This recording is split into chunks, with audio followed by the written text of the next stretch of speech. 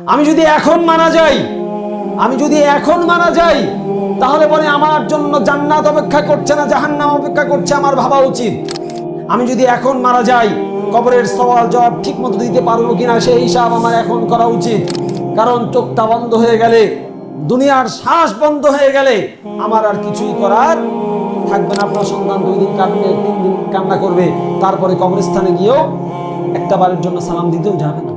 বাস্তবতা, এটা দুনিয়ার বাস্তবতা।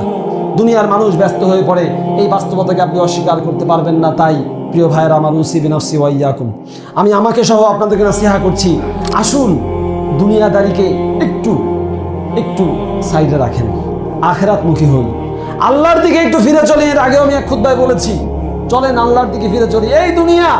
এই দুনিয়া নিয়ে মারামারি কাটাকাটি করে কত কিছু করতেছি আমরা। আল্লাহর ওয়াস্তে বলতেছি, আল্লাহকে ভয় করুন। আল্লাহর ওয়াস্তে বলতেছি, আল্লাহকে ভয় করুন। মুখটাকে হেফাজত করুন, হাতটাকে পকেটে ঢুকিয়ে রাখুন।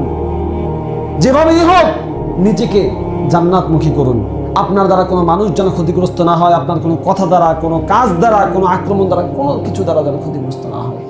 আপনি নিজেই শাস্তির মধ্যে আছেন, আমি নিজেই শাস্তির মধ্যে আছি।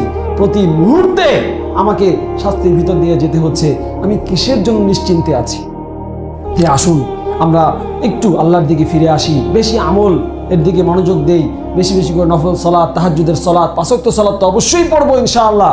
এর সাথে সাথে নফল সিয়াম, তাহাজ্জুদের সালাত, বেশি বেশি আল্লাহর সন্তুষ্টির জন্য দান সাদাকা করা, এগুলো আমরা করার চেষ্টা করি।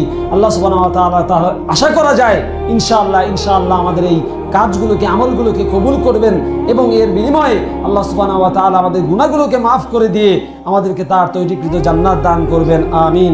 আকুলু কাওলি হাদা আস্তাগফিরুল্লাহ লি ওয়া লাকুম ওয়া লিসাইরিল মুসলিমিন।